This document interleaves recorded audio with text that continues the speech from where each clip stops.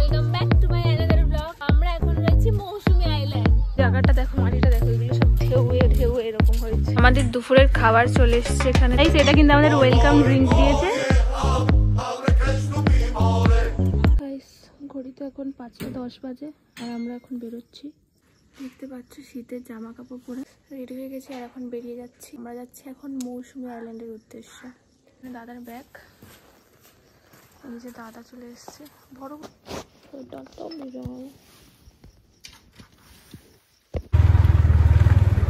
আমরা এখন বেরিয়ে পড়েছি। মিনিমাম 5:15 বাজে আর এখন আমি আর দাদা আছি। ওখানে গিয়ে শুভ আর সায়নের সাথে আমাদের দেখা হয়ে যাবে। চোখ মুখটা ফুলে গেছে দেখছো।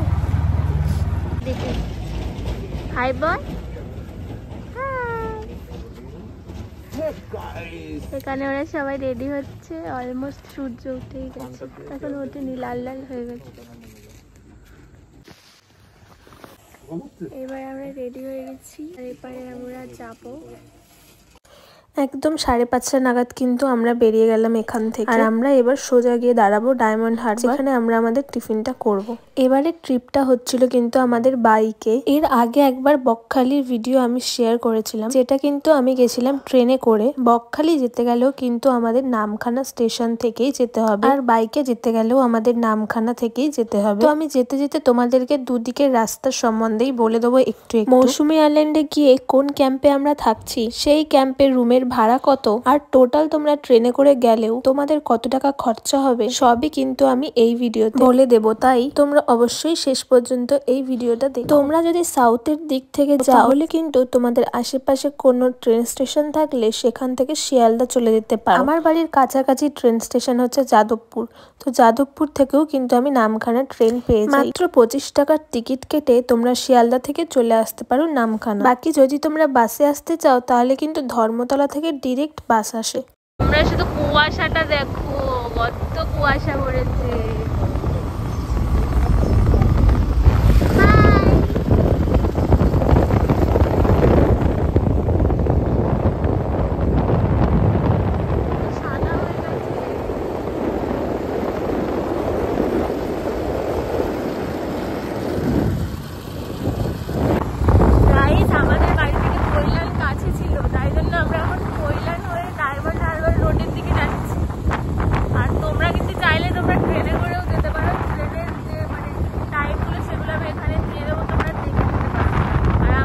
ঠান্ডা লেগে গেছে। ঘড়িতে এখন 6টা, পৈলান প্রায় চলে এসেছি। আর 2-3 মিনিট লাগবে পৈলান যেতে। আস্তে আস্তে সূর্য উঠবে এবার।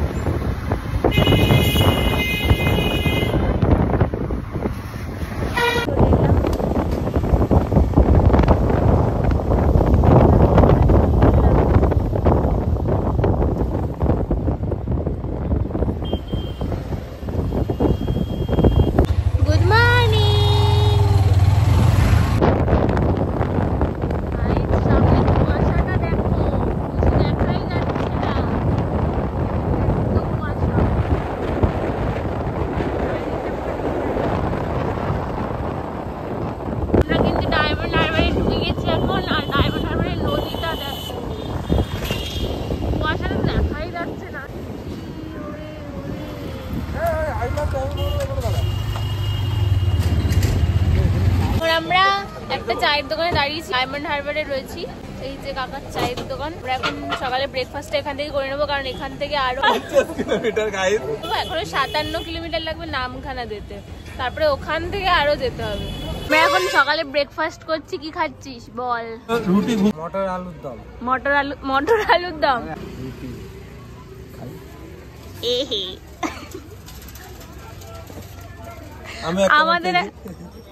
আমাদের এখনো দেয়নি গাইস। এই তো কাকা এখন নিয়ে আসছে ঘুগনি রুটি। আমরা পুরো টেবিল বানিয়ে নিয়েছি বেঞ্চিটাকে। তো গাইস এখন রয়েছি আমরা ডায়মন্ড হারবার। এখন আমরা এখানে কয়েকটা ফটো তুলবো, তারপরে যাবো।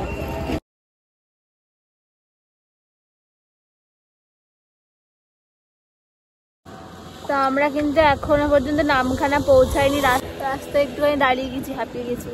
তোমরা যদি বাইকে আসো তাহলে কিন্তু আমি বলবো খুব আস্তে আস্তে চালাবে। খুব আস্তে না, মোটামুটি দেখে দেখে চালাতে। এখানে বড় গাড়ি, বাস, লরি হামেশাই হুশ হাস করে যায়, ধাক্কা ধুক্কা মেরে দেবে, আস্তে আস্তে চালাতে পারে। আর ট্রেনে আসলে তো একদম নিশ্চিন্ত, বসে বসে ঘুমিয়ে ঘুমিয়ে আসবে, শিয়ালদা থেকে ট্রেন ধরে নেবে। না আমাদের যেতে মোটামুটি 2 ঘন্টা মতন সময় লাগবে ফেরিঘাট পর্যন্ত।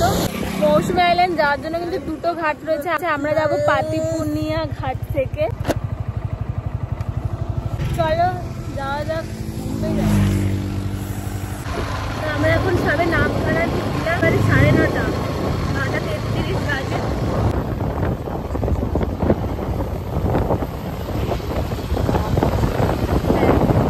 এই জায়গাটা ঠিক মাঝখানটা হচ্ছে স্টেশন, আর এখানে দেখো গাড়িগুলো দাঁড়িয়ে রয়েছে। এটা হচ্ছে মেন রাস্তা, এই জায়গাটা বেরোতে হবে। আর এই যে দোকানপাটগুলো দেখছো, এটার উল্টো পাশে একটা গলি আছে, ওই গলিটাই হচ্ছে স্টেশন থেকে বেরোনোর রাস্তা।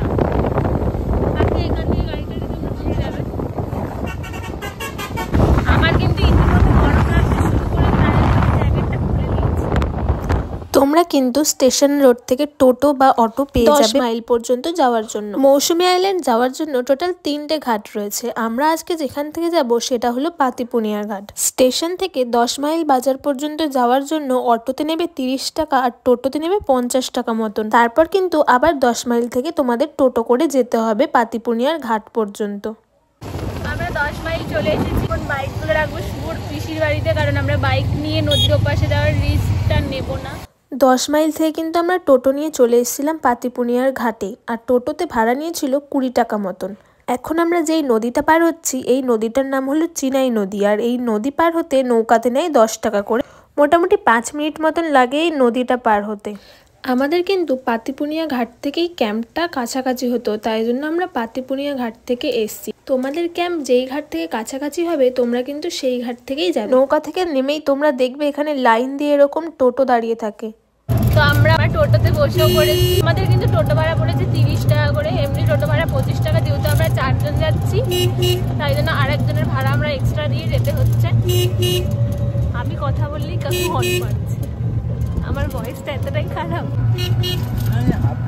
তো আমরা কিন্তু টোটো থেকে নেমে গেছি। আমরা কিন্তু এসেছি আনন্দধারা ক্যাম্পে। তো চলো ঘুরে দেখাবো, কিন্তু আমার ফোনে এখন চার্জ নেই। ঢুকে গেছে। আর এই যে আনন্দধারা প্রজেক্ট, এটা কিন্তু রিসেপশন, এটা আমাদের রুম। আমাদের রুমটা কিন্তু এই যে এরকম, এখানে একটা বেড রয়েছে, এখানে একটা বেড রয়েছে, আর এখানে রয়েছে একটা আলনা মতন।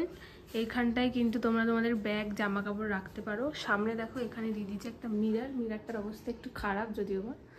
আর এটা রয়েছে ওয়াশরুম, লাইটটা জ্বেলে দেখিয়ে দিচ্ছি। ওয়াশরুমটাও কিন্তু ভালো, বেশ ক্লিন দিয়েছে। তো এই হচ্ছে রুমের কন্ডিশন। এমনি আদারওয়াইজ কিন্তু রুম খুব ভালো। তোমরা এসিও নিতে পারো, নন এসিও নিতে পারো। আমাদের ওয়েলকাম ড্রিঙ্ক দিয়েছে। একটা ছবি তুলে দাও। আর ওদিকে দেখো ওরা এখন এনজয় করছে, গান করছে। তো গাইস আমরা এখন ওয়েলকাম ড্রিঙ্ক খাচ্ছি। আমার ওয়েলকাম ড্রিঙ্কসটা এখানটায়, যেটা আমি তুলতেই পারছি না। না ওইটা নিতে পারছি না, এত ভারী হয়ে গেছে পাইপটা।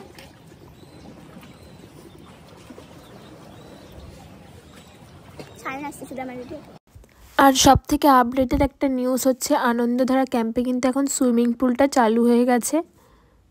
তো এখন আমরা যাচ্ছি খেতে দুপুরের খাবার। ভীষণ খিদে পেয়েছে। আমাদের দুপুরের খাবার চলে এসছে, এখানে দেখতে পাচ্ছ। এখানে কিন্তু দিয়েছে ভাতটা, দেখো কত সুন্দরভাবে সাজিয়ে দিয়েছে।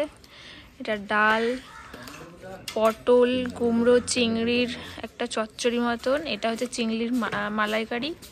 এটা পমফ্রেট মাছের ঝাল মনে হয়। আর এটা হচ্ছে চাটনি, মিষ্টি, আর আঙ্কেল এখানে পাঁপড় দিল। তো একটা একটা করে খাবো আর তোমাদেরকে বলছি টেস্টগুলো কেমন। ফার্স্টে চিংড়ি খাবো। চিংড়ি ছাড়া আমি কিছু দেখতে পাচ্ছি না।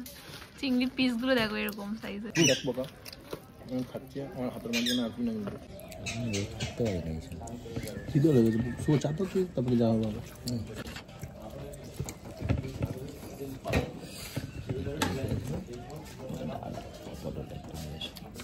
দারুন দারুন।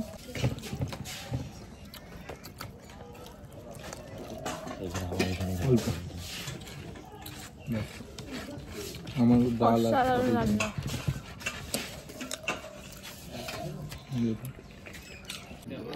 এবার ডালটা খাবো। আমি চিংড়ি মাছের মালাইকারিতেই অর্ধেক ভাত খেয়ে ফেলেছি। এখানে আমি পটল চিংড়ি মেখে নিয়েছি, দেখানোর সময় পাইনি, এত খাবারের লোভ লাগছে। কমপ্লিট মাছের পিস। যা, এটা ভেঙে গেল। যাই হোক, মাছের পিসটা এতটা বড়, ওরকম করে তুলছিলাম ভেঙে গেছে। এটা কিন্তু অনেকটাই বড়, দেখো এরকম ভাবে। সেটা এক পিস আলু দিয়েছে। একটা জিনিস বলতে পারি যে একটু ঝালটা বেশি, যারা ঝাল কম খাও তারা একটু ঝোল ঝালটা চাটনি লাগবে না, ঠিক কম কম খেতে ভালো হয়। বাকি রান্না খুব ভালো হচ্ছে এখানকার। এবার খাবো চাটনি। চাটনি থালায় ধরে খেতে হয়, থালায় ঢেলে খেতে হয়।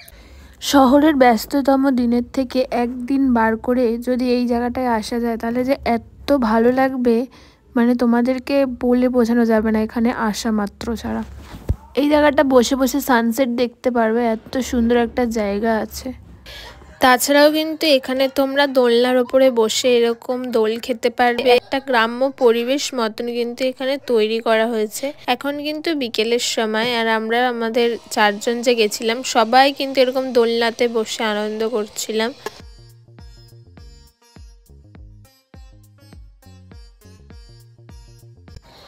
আমরা কিন্তু বিকেলের দিকে বেরিয়ে গেছিলাম আশেপাশের সাইট সিনগুলো দেখার জন্য। আর এখানে দেখো সূর্যটাকে কত সুন্দর লাগছে।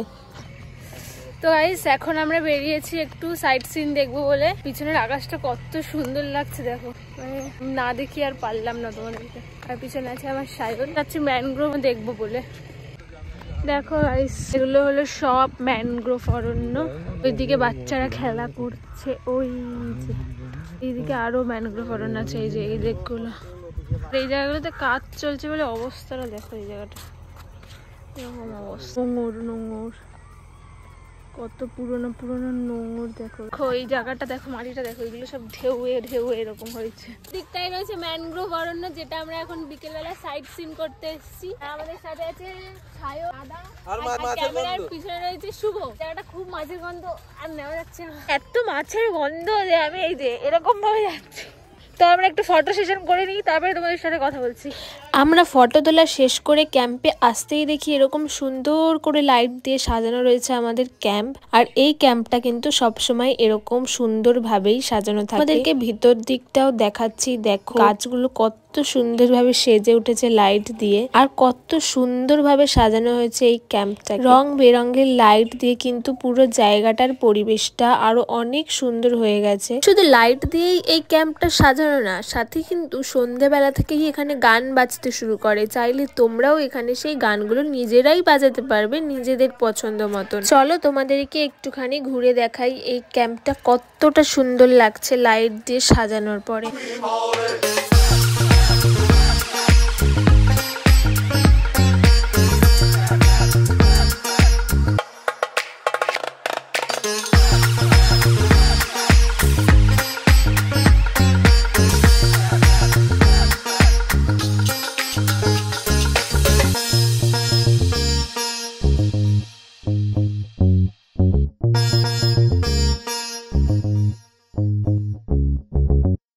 তোমাদেরকে তো একটা কথা জানানোই হয়, তোমরা যখন দুপুরে এই খাবারটা খেতে বসবে তখনও কিন্তু তোমাদের কাছে জেনে নেওয়া হবে যে বারবিকিউ হবে কি হবে না। তোমরা কিন্তু তখনই অর্ডার দিয়ে দিতে পারো বারবিকিউ। আমরা কিন্তু 500 মতন বারবিকিউ অর্ডার দিয়েছিলাম, আর 500তে আমাদের দাম নিয়েছিল 250 টাকা। এবার বলি তোমরা রাতে কি খেতে পারো। এখানে কিন্তু তোমরা রাতে রুটিও খেতে পারো, চাইলে ভাতও খেতে পারো। শুধু রাতে থাকবে মাংস, সেটা তোমরা রুটি দিয়েও খেতে পারো, ভাত দিয়েও খেতে পারো।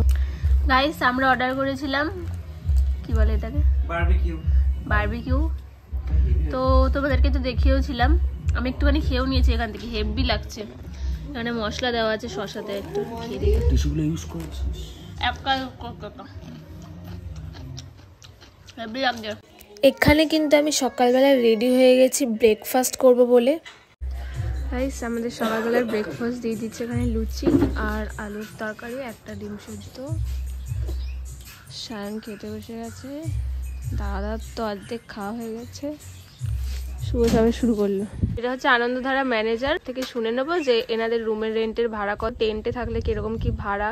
দাদা বলুন, রুম রেন্টটা কিরকম আছে? এখন তো এসি চলছে না, এখন তো নন এসি সিস্টেম চলছে, যেহেতু উইন্টার চলছে না। 1300 করে পার হেড চলছে। টেন্টে হচ্ছে নিচের টেন্টগুলো থাকে আমাদের 1000 টাকা করে, মাথার উপরে যেগুলো ওগুলো 1100 করে চলছে। দেখো এই হচ্ছে এখানে সাগর, আর এর সামনেই এরকম টেন্ট পেয়ে যাবে তোমরা। চলো তোমাদের একটা টেন্ট দেখাচ্ছি আমি।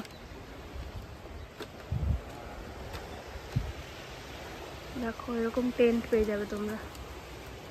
তো এই একটা টেন্ট খোলা আছে, এটাই দেখাচ্ছে। তো এই হচ্ছে টেন্ট, টেন্টের ভিতরে এরকম জায়গা। এটা দুজন তো থাকা যাবেই, 3 জন থাকা যাবে, বাট 2 জন হলে আমার মনে হয় বেশি ভালো। এইরকম, আর এখানে একটা পাখা দেওয়া আছে। এই যে লাইন ফাইন, চাদরের লাইন তো এখানে দেওয়ার নেই, যদিও বা আমি দেখছি পাখাই দেওয়া আছে, আর দেওয়া নেই তেমন কিছু, বাট ওরা হয়তো লাইন করে দেয় চার্জ দেওয়ার জন্য। 10-12 জন আসলে কিন্তু তোমরা এইরকম টেন্টে থাকতে পারবে। টেন্টগুলো কিন্তু ভিতর থেকে অনেকটাই বড়। এখানে হয়তো লোক আছে, তাই জন্য আমি আজকে আর দেখাতে পারলাম না। এছাড়াও এই যে এখানে বসার জায়গা রয়েছে, এখানে বসতে পারবে। তারপরে ওই ওপরেও টেন্ট আছে, ওই ওপরটাতেও টেন্ট আছে, ওখানেও কিন্তু তোমরা বসতে পারবে। বাকি এই হচ্ছে কি সমুদ্র। এই হচ্ছে সকালের ভিউ। আমাদের এখন বেরিয়ে যাওয়ার সময়, যদিও বা চলে এসেছে, তাও ভাবলাম তোমাদের সাথে একটুখানি দেখাই। আর হেবি সুন্দর লাগছে, মানে অফিস থেকে বা নিজস্ব পার্সোনাল লাইফ থেকে 2 দিনের জন্য ছুটি নিয়ে যদি কোথাও আসা যায়, বা 1 দিনের জন্য যদি ছুটি নিয়ে কোথাও আসা যায়, আমি বলবো মৌসুমী দ্বীপ is the best visit place. খুবই ভালো লাগবে, আমার তো ভালো লাগছে।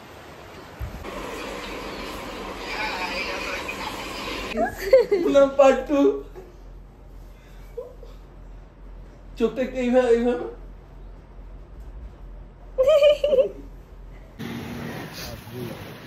তো গাইস, আমরা এখন চলে যাচ্ছি, আমাদের ঘোরা শেষ হয়ে গেছে।